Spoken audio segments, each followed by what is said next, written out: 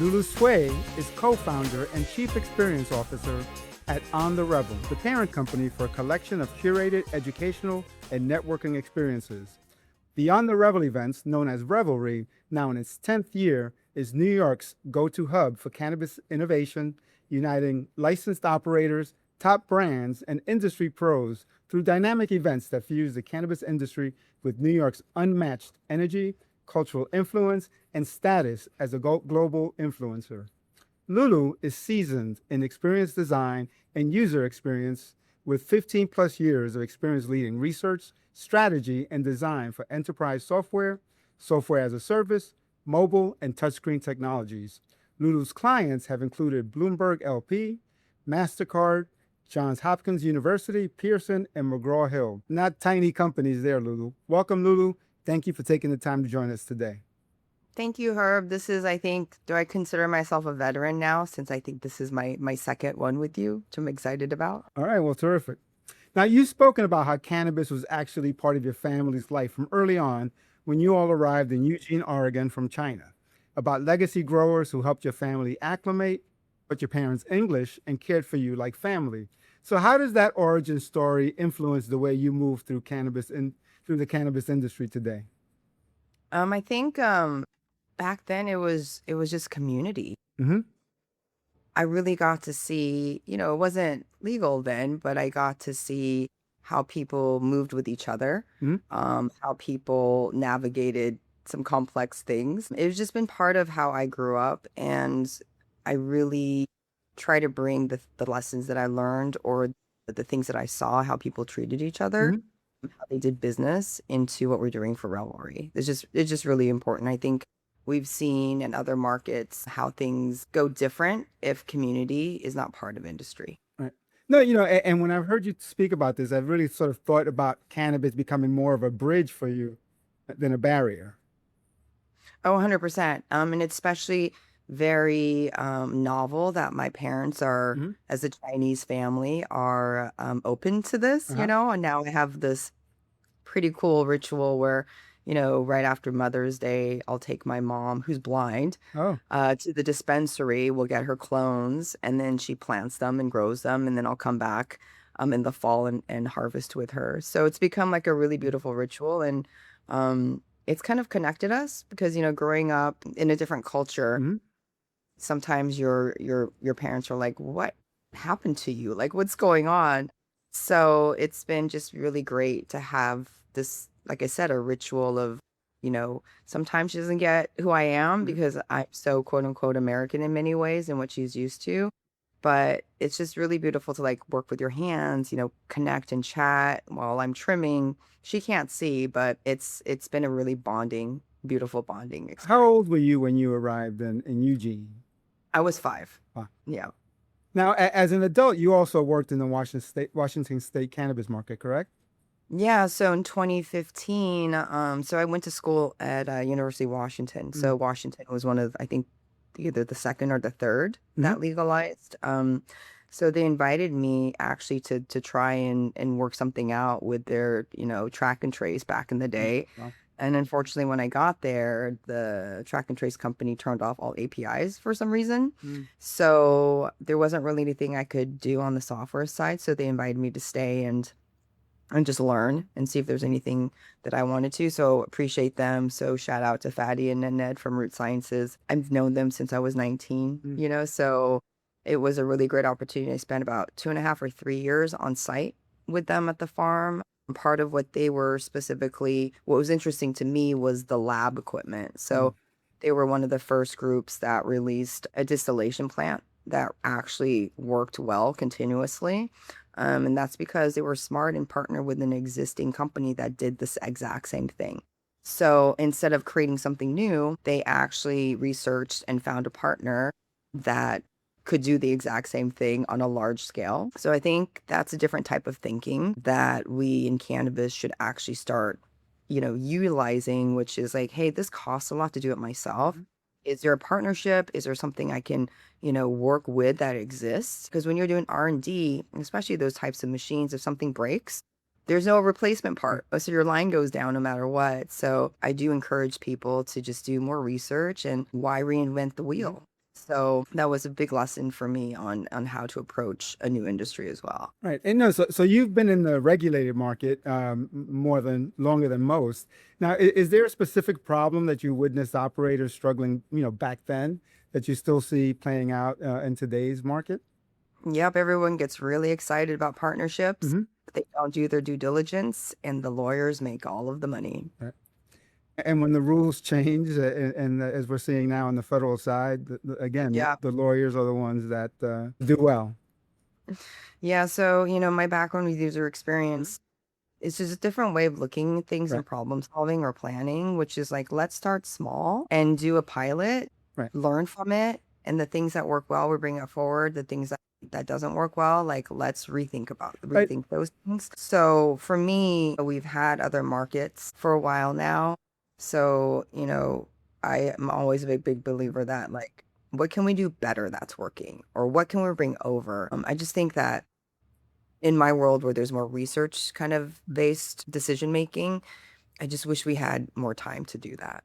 Right. No, and that was my next question. So at what point did you realize that your experience in experience design and user experience, would translate into building cannabis events?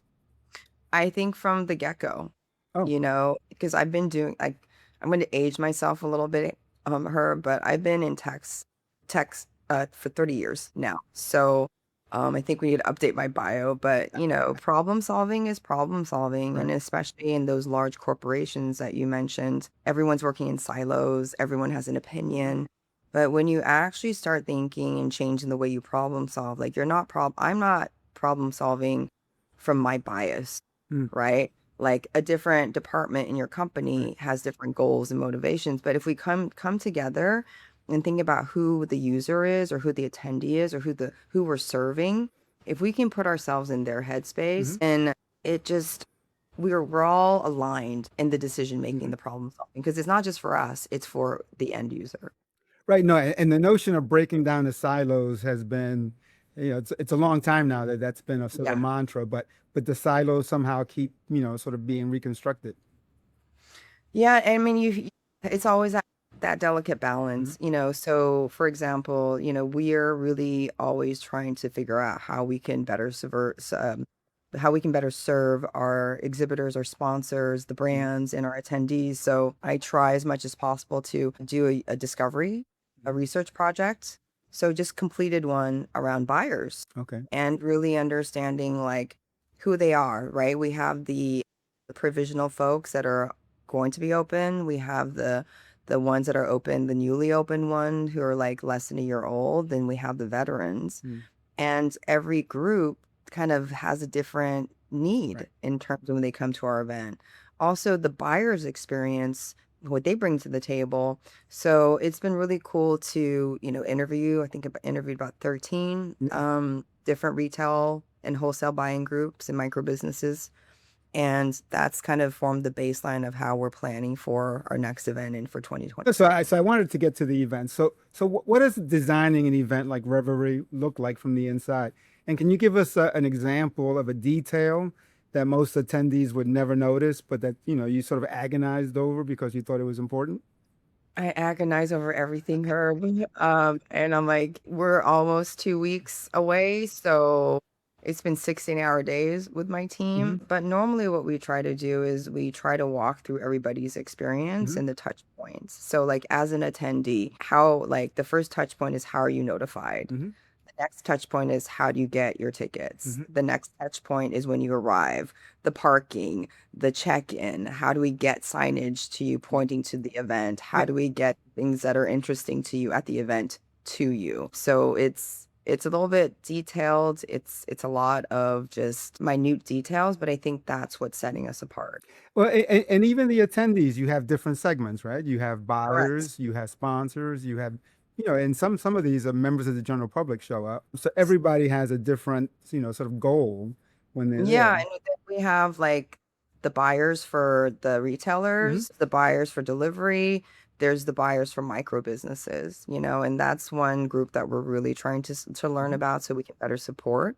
They're the least funded, but the most popular in terms of how stores are looking at them, which I thought was very, very interesting. There's a sentiment with all buyers that the micro businesses are growing the best flower because they think that, if you have like these 100,000, square foot canopies, you're not going to get the same care as someone that has a smaller canopy.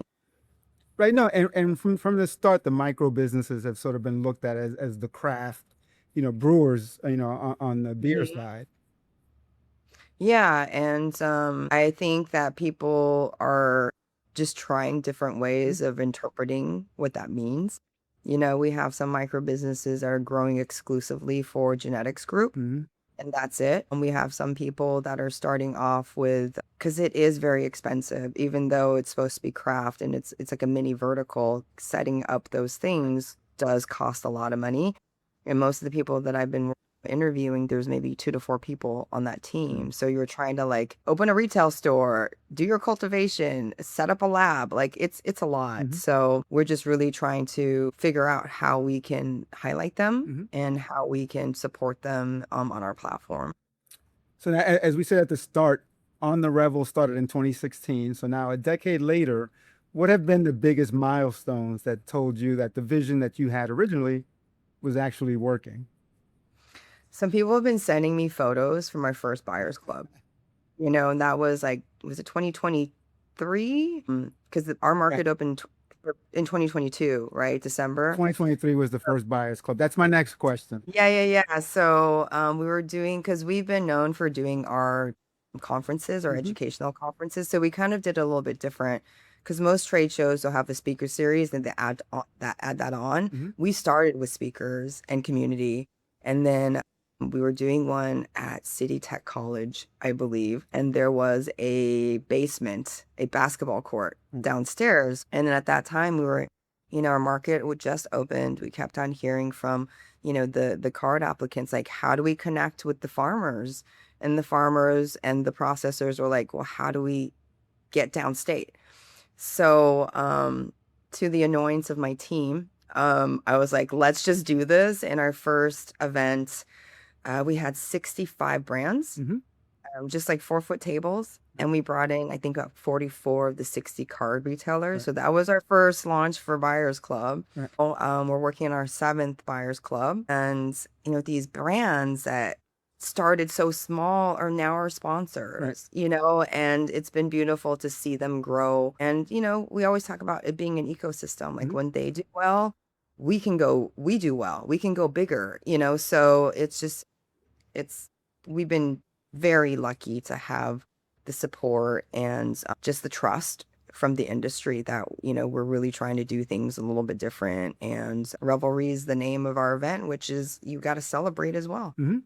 So now, so you already mentioned, you started in 2023 with the Buyers Club, and since then, in a short amount of time, it's grown to over 2,000 attendees, 150 plus brands, 340 retail buyers.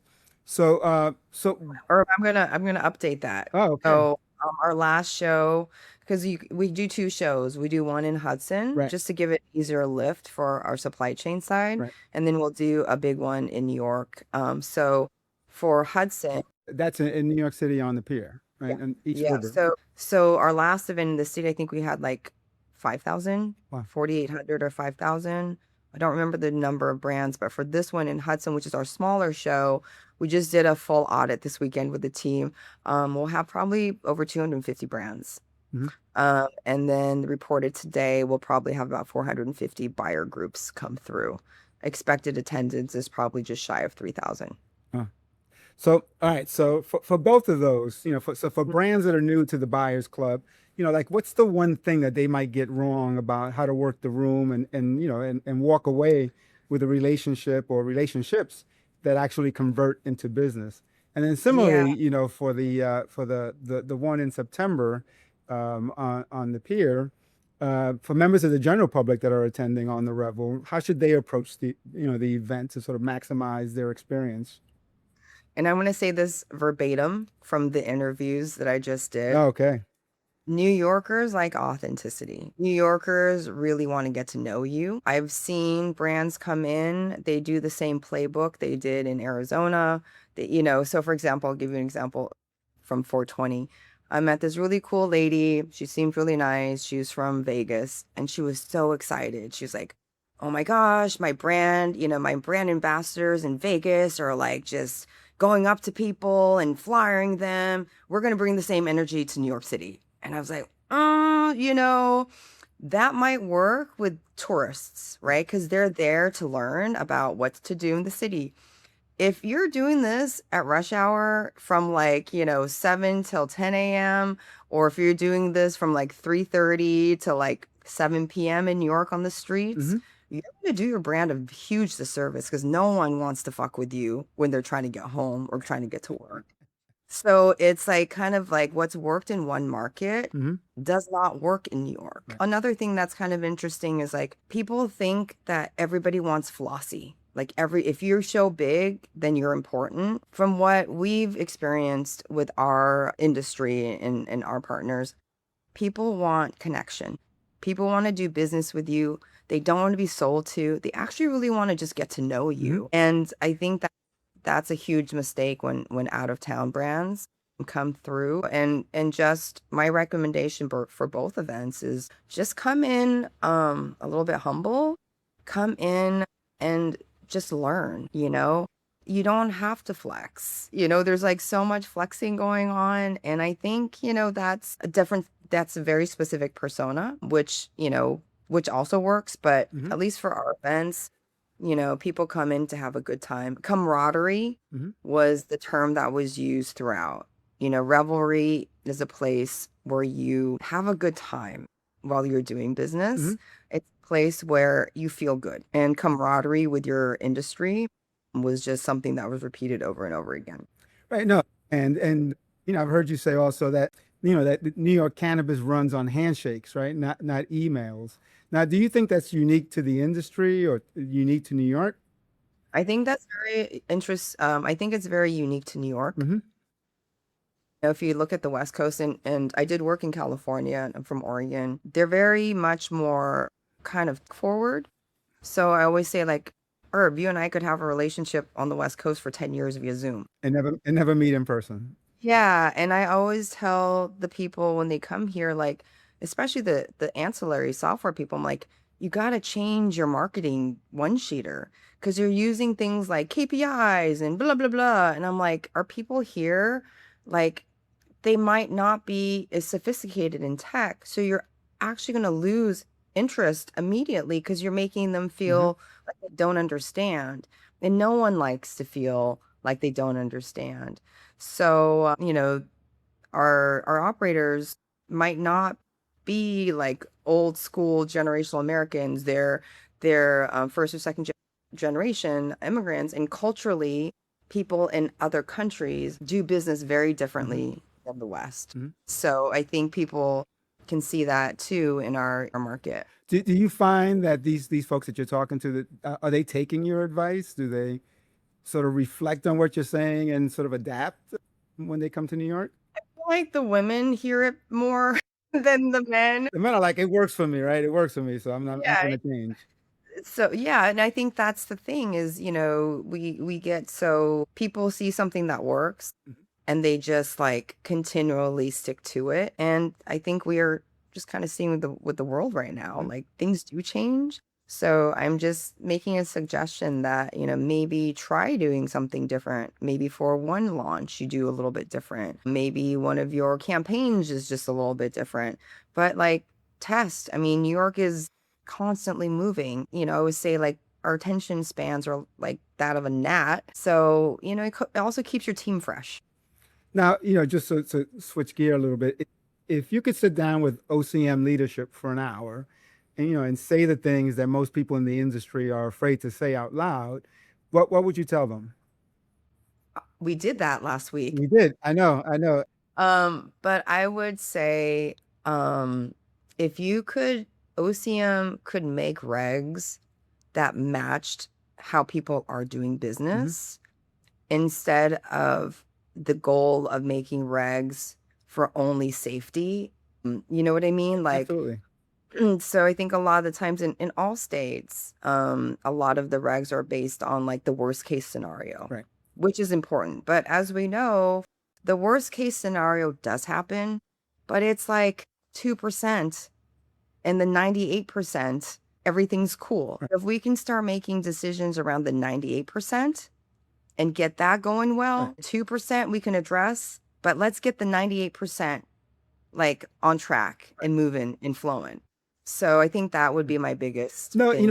and I think that what sort of creates that is the concern that, that the industry is still like or that the public is still on pins and needles about cannabis becoming legal, right? So there's concern that one, big news item is going to sort of create some kind of blowback. And, We and you just, see it currently. I mean, there's, Arizona, Massachusetts, you see it in some other states where there's an effort to undo the legalization laws. So and it's right. that kind of based mindset. Like it's here. Hmm. It's been here for a very long Right. time. It's not going anywhere. So instead of like having all these fear-based kind of ideas of like, oh no, this is going to happen to like 10 people. We've got like 6 million in just in New York Right. City, like looking at the data. So that's kind of my take on if I could say to OCM what would be better is making decisions around how business is done and how the industry does work. Yeah. Now, you've been called the queen of cannabis, and that's not bull. I mean, I sort of think of you that way. Last week, as you said, we were at an event together, and I introduced you to someone. And when you walked away, he said, "Oh, she's the queen." Uh, Oh my gosh. yeah, no, so it's true. So, is that a title that you've embraced, resisted, or somewhere in between? And what does it mean to you to hold that kind of visibility in this industry? I mean, I'm honored her, but I think what we built here is my team Hmm. also. So like I can't take credit for it. I think they call me queen, probably they're thinking of like Queen of Hearts rather than like, Elizabeth. Because I think I've also heard I have a pretty intense reputation of not taking any shit. So yeah, I don't know. It makes me a little bit uncomfortable, but I would probably prefer like maybe steward Okay. of it. And I It think doesn't that have the same cachet. We say, I "Oh, know, that's I the know. steward." But I think like what's cool about my team is we all are people of service and we all think of ourselves more of as a hospitality group. And, we try to do our best to make sure that whatever we do does not impact someone's license Hmm. and does not impact how someone is treated. So, we do have a fuck no list. Everybody is on our fuck yes list until they're doing something stupid, which is essentially don't be disrespectful to my team. My team is the hardest working team ever and they try to do their best. They're just like, I don't know, like my teammates are just great human beings and That's I great to hear. can't applaud them enough for the diligence and how much they work to make sure that everyone is getting ROI, that everyone is having, leads and POs all day. Hmm. So, I think we're all great stewards of it. Yeah, I don't know how to feel about that title. All right. So I'll start it. I'll refer to you as the steward Yeah. and see whether it catches on. So, as you look ahead, what's the version of On the Revel and Revelry that you're building toward? Like, what does this look like in 5 years? I would really like this to be, how we have NFT week or design week? Hmm. I really want to host like maybe it's not cannabis week, maybe it's plant medicine week. Hmm. Definitely starting to plan psychedelics as well. Hmm. So would love to have a week in New York where, it's not just the big smoke out at 420. It's more like the immersive interact. We have so much design. We have so much culture. I want to do like immersive interaction, like, activations and Hmm. interactions with people all throughout New York. I think It's a great that idea. would be, So I also want to do like I want to do a strain auction with Sotheby's. Like I want to really start thinking about how do we incorporate cannabis into the conversations with, the institutions and, all of commerce So that is the goal. It's a lofty goal, but someone said like if someone's not laughing at you in the room, you're not dreaming big enough. Mhm. So like that would be my ultimate dream. So for for someone listening right now who's unsure of whether a couple of years in, 5 years in, whether there's still a place for them in New York cannabis, what would you say to them? Ooh, that is a deep question, Herb. I think everyone has their own journey Hmm. through this. You know, as we've seen, we had a lot of people who are no longer with us because they were the Hmm. first, they were the Mavericks, and it just didn't work out. So I have great respect for anyone that comes into cannabis because it's not easy. It is probably one of the most challenging industries out there Hmm. where everything you're doing is a test on you, your character, the way you do, like all the things, all your shadows Hmm. come out when you're an entrepreneur in cannabis. And I'd say like it's how much you can endure Hmm. because it's not easy. And no shade to anybody who's like, I'm done, Right. and that's okay. And I think just understanding who you are and what you want to do. Like passion can't sustain forever with, I don't have kids or or a husband, so I don't have that type of pressure. Hmm. But I can only imagine, you have kids, you have a family, you have to support all these things. I can't speak for them, but I think like as long as you feel like you can endure all this crazy, Hmm. I think it's such a really beautiful industry if you just don't want to have rules in kind of a way. Like that's always, it's like double-edged sword. Hmm. I love that there's no glass ceiling, Hmm. especially for, a woman or a person of color. There's no glass. You can do whatever you want. Now, the flip side of that is because there's no rules, it's it's cuckoo for Cocoa Puffs, So I just think it depends on the person and how much they endure, they can endure all of this crazy. All right, Lulu, my last question, and I have to read a long quote. So I read an interview where you were asked to name your favorite fictional character. I don't know if you remember this. Oh And yeah, yeah. what's that? Yeah, yeah. From Land. Exactly. So you responded, you had just watched Landman, and you were Mhm. completely fascinated by Billy Bob Thornton's character, Tommy Norris. I'm Yep. going to quote. So you described him as a non-conventional hero, loudmouth, broken, reactive, but deeply loyal to his family, his workers, and his industry. You said that Tommy Norris is full of contradictions, which is what makes him so real, that he shows what being human looks like. Not all good, not all bad, just a messy mix of both.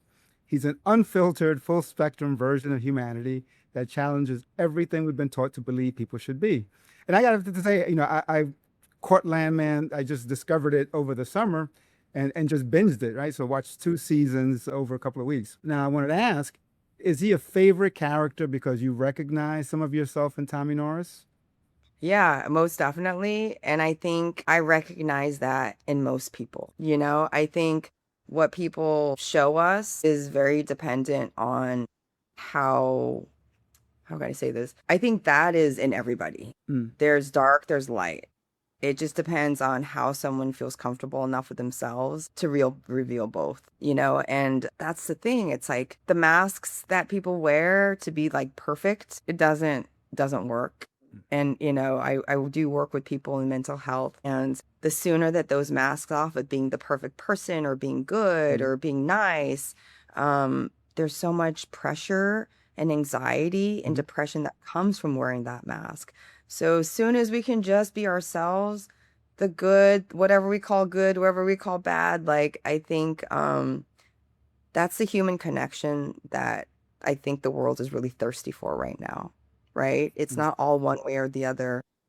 How do we appreciate someone for all the pieces of them? Mhm. And how do we work with all of those Right. pieces, right? So, but yeah, I'm a big fan of Tommy Lee I, and his whole, actually that whole cast. the whole cast. Everyone in the cast, like I Debbie have to Moore. say, I was so surprised how much I got into this show. Like right off the bat, the first episode was just amazing, and two Yeah, but seasons. the way when what I love about it is like when they're not nice to each other, they still love each other. Absolutely. That's just, but they love each other so much that they feel comfortable in sharing the dark parts of themselves Mhm. or the shadow, whatever we want to call it. And I think that's just such a beautiful way to live, you know, because everyone has moments. Hmm. But if you can be your authentic self, like imagine how we can connect as humans and work things out without pretending all the time. Great way to end. Lulu Tsui, thank you so much for your time today. It's been a real pleasure to catch up with you. So, where can people learn more about the work of On the Revel, Revelry, the Buyers Club, and your upcoming events? Sure. So our website is revelryny.com. Our, Instagram, same thing at revelryny.com, and then also at On the Revel. And then I'm pretty accessible. You can just always email me, lulu at ontherevel.com. All right. And please give my thanks to Zoe Wilder for helping get us Woo, together shout today. out Zoe. Yeah. She's the best. Thank you so much. Thanks, Herb. Bye bye.